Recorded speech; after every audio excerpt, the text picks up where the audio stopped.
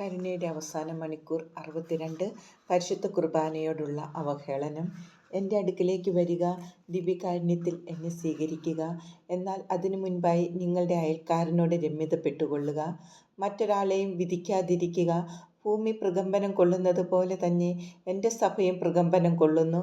കുർബാനയിൽ സംഭവിക്കുന്ന സത്താഭേദം എന്ന അത്ഭുതത്തിൽ വിശ്വാസമില്ലാത്തവർ ദിവ്യകാരുണ്യത്തിലെ എൻ്റെ യഥാർത്ഥ സാന്നിധ്യത്തെ നിഷേധിക്കുകയാണ് ചെയ്യുന്നത്.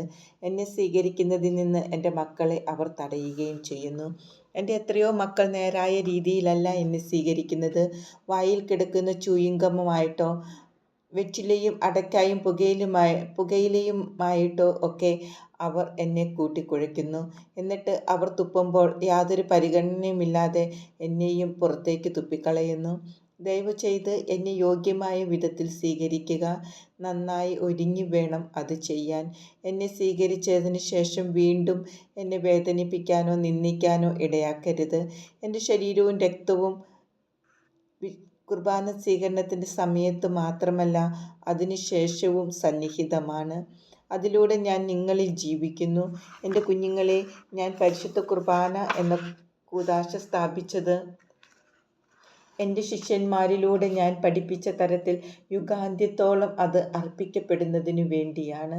എൻ്റെ ജനം എന്നെ നാവിൽ തന്നെ സ്വീകരിക്കണമെന്നും എന്നെ സ്നേഹത്തോടെ സ്വാഗതം ചെയ്യണമെന്നും ഞാൻ ആഗ്രഹിക്കുന്നു. എൻ്റെ ജനമേ, നിങ്ങളിൽ എത്രയോ പേർ ദിവ്യകാരുണ്യത്തിൽ എന്നെ അനാദരിക്കുന്നു.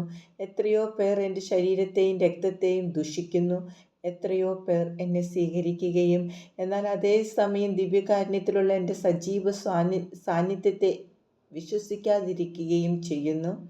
പരിശുദ്ധ ദിവ്യകാരുണ്യത്തിൽ എന്നെ വണങ്ങാനും എന്നെ സ്നേഹിക്കാനുമായിട്ടാണ് എൻ്റെ ജനത്തെ ഞാൻ വിളിച്ചിരിക്കുന്നത്. എൻ്റെ ചില വൈദികർ എൻ്റെ ശരീരത്തിൻ്റെയും രക്തത്തിൻ്റെയും സത്താഭേദത്തിൽ വിശ്വസിക്കുന്നു. എന്നാൽ മറ്റു ചില വൈദികരാകട്ടെ അനേകം ദിവ്യകാരുണ്യ അത്ഭുതങ്ങൾ കണ്ടിട്ടും അതിൽ വിശ്വസിക്കുന്നില്ല.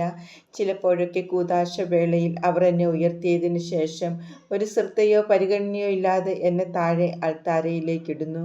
എൻ്റെ ശരീരവും രക്തവും ആദരവോടെ തന്നെ പരിഗണിക്കപ്പെടേണ്ടതാണെന്ന് ഓർക്കുക.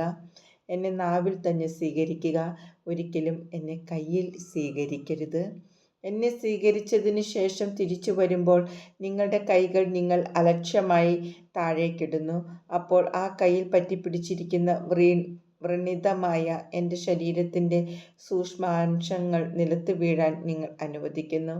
എൻ്റെ ശരീരത്തെ നിങ്ങൾ നിലത്തേക്ക് വലിച്ചെറിയുകയാണ് ചെയ്യുന്നത്.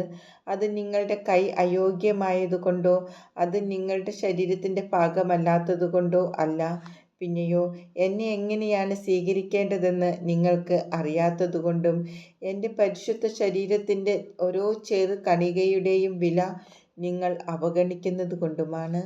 മക്കളെ, എൻ്റെ ശരീരവും രക്തവും കൊണ്ട് നിങ്ങളെ തന്നെ പോഷിപ്പിക്കുക. ദിവ്യകാരുണ്യത്തിൽ ഞാൻ എന്നെ തന്നെ നിങ്ങൾക്കായി നൽകുന്നുവല്ലോ. ചിലർ എൻ്റെ ശരീരവും രക്തവും സ്വീകരിക്കുമ്പോഴും അവരുടെ മനസാക്ഷിയിൽ അവർക്കറിയാം അവരുടെ നോട്ടം, ചെവികൾ, കണ്ണുകൾ ഒന്നും വിശുദ്ധമല്ലെന്ന്. എന്നിട്ടും അവർ എന്നെ സ്വീകരിക്കുന്നു. സ്വന്തം സഹോദരനോടോ സഹോദരിയോടോ നല്ല ബന്ധത്തിലല്ലാത്തവർ ആരും എൻ്റെ മേശയ്ക്ക് മുൻപിൽ വരുന്നതിൽ ഞാൻ സന്തോഷിക്കുന്നില്ല. എന്നെ സമീപിക്കുന്നതിന് മുമ്പ് അവർ സഹോദരങ്ങളുമായി രമ്യതപ്പെടുക തന്നെ വേണം. എൻ്റെ ആലയത്തിൽ എന്നെ സന്ദർശിക്കാൻ വരുന്നവരുടെയും വരപ്രസാദാവസ്ഥയിൽ എന്നെ സ്വീകരിക്കുന്നവരുടെയും ആത്മാക്കളിലേക്ക് ഞാൻ സത്യമായും ആകൃഷ്ടനാകുന്നു. ഐക്യത്തിനു വേണ്ടി പോരാടുകയും തങ്ങളുടെ സഹോദരങ്ങളെ നിർമ്മല സ്നേഹത്തോടെ സ്നേഹിക്കുകയും ചെയ്യുന്ന എളിയ ആത്മാക്കളിലേക്കും ഞാൻ ആകൃഷ്ടനാകുന്നു.